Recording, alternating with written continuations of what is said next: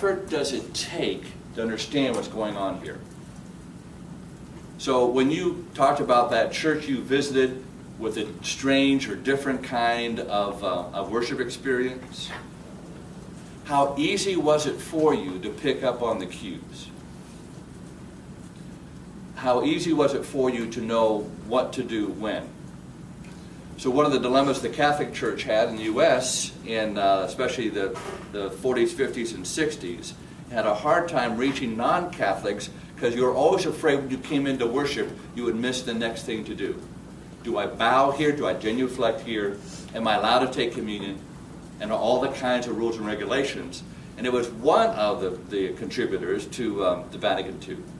One of the reasons why there was a kind of loosening of the liturgy, so as to provide greater ease in picking up on the salient cues within that context, to be able to figure out what's going on more quickly, and then be able to join what's going on more quickly.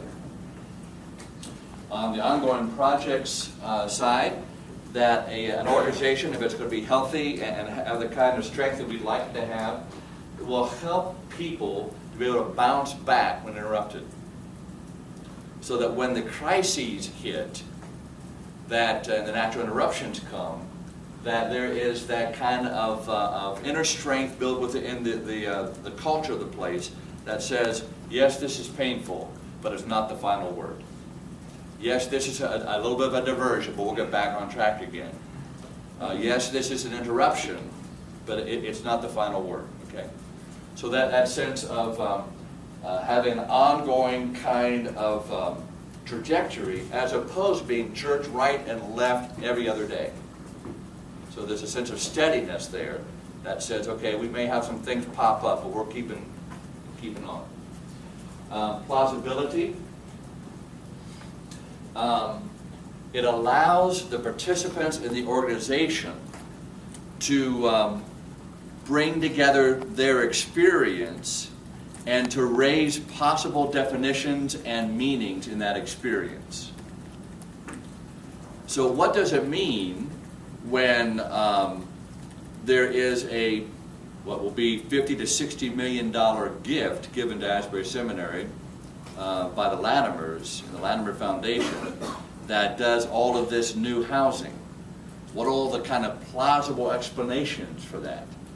Especially in a day when so many extension campuses are showing up, and so much online education is showing up. And to allow in the conversation, yes, this is true, yes, that is true, but we also have a value for a residential renaissance, as Dr. Tennant talks about. Right? So it allows the kinds of conversation and working on a menu of possibilities and definitions and meanings, and doesn't squelch any of the menu. It allows people to say, it could be, it means that. It could mean that it means this. But at least the public line, the PR says it means that, right? So it's allowing it's respecting the intelligence of the participants in the organization, and it's acknowledging that each of us will bring our own sense of interpretation of what's going on. Okay. Then finally, enactment simply says, do I have permission to make a decision? Do I have permission to actually act on the information that's within my purview? And am I allowed that kind of free will and that initiative to actually live into and act on the mission of the organization? Or are my hands tied? Are only the pastors allowed to do communion by themselves? No one else can touch it. Are only the paid guns allowed to actually go do visitation? And does everybody else have to kind of be the spectator sitting in the pew? So in a lay equipping sense, enactment says, no, you've got ministry too. In fact, until your ministry is released, we're going to be impotent, at least less powerful than what God wants us to be. Or in an organizational setting to say, you know, these are the parameters within which, if you stay within the boundaries, within these boundaries, you've got some freedom, and you can do whatever makes sense. So if you have ever seen the Southwest Airlines video, you'll know that what they do, how they live out this enactment category is to say, you hear one woman say, although I'm managing a multi-million-dollar budget, I am allowed to make any decision that is to the benefit of the customer. As long as I'm benefiting the customer within these boundaries, I can make any decision I need to, and I'll be backed up in it. I'll be supported. That's what enactment looks like. Okay. Does that make sense? Okay. What I like about these categories that White has used, what I like about it is another way to think about a healthy organization.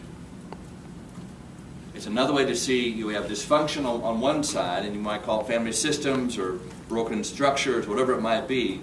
But another way to think about it is, are there cultural elements in place that will at least help to facilitate the fixing of those other things, right?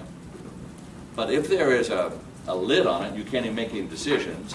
If you can't respect the past, if you don't have permission to talk about things, et cetera, then the culture might be antithetical to health. It might keep undermining the possibilities. Okay.